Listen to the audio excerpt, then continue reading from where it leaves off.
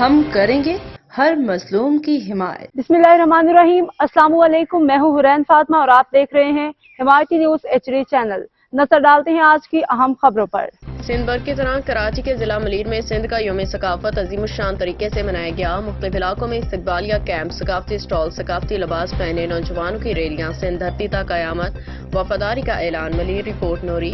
ملیر کے مختلف علاقوں میں جگہ جگہ لگے ثقافتی اسٹالز پہ عوام کے جمع غفیر نے ثابت کر گیا کہ اس سال بھی یوم ثقافت کو ہر سال کی طرح عظیم الشان طریقے سے منایا جا رہا ہے۔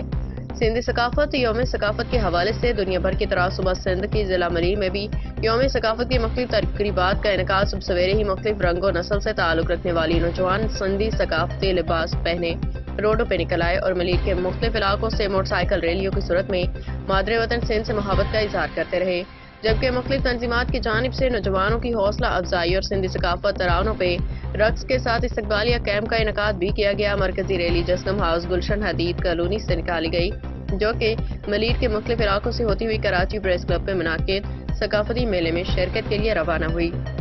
اس سے قبل ملیر کے مختلف پریس کلبز کے جانب سے مشاعر و موسیقی کے تقریبات کا انعقاد کیا گیا اور مختلف سیاسی سماجی کانفرنس جماعتوں کے قائدین کا کہنا تھا کہ آج کا دن سندھ میں رہنے والے تمام اکائیوں کو جمع کرنے اور آپس میں بھائی چارہ، محبت، امن و سلامتی کو پروان چڑھانے کا دن ہے۔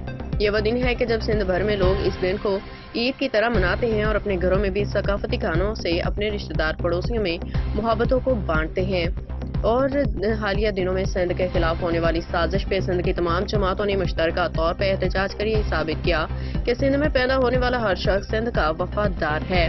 انہوں نے کہا کہ سندھی بھائی اپنے نئے سندھی بھائیوں کو اس دن خصوصی طور پہ خوشی میں شامل کر کے انہیں اس دھرتی کا وارث ہونے کا احساس دلائیں تاکہ وہ بھی ان کی نسلیں بھی سندھ سے وفاداری کے لیے اپنا کردار ادا کرتے رہیں۔ اب تک کے لیے اتنا ہی۔ مزید خبروں اور اپڈیٹ سے باخبر رہنے کے لیے دیکھتے رہیں حمایتی نیوز HD چینل۔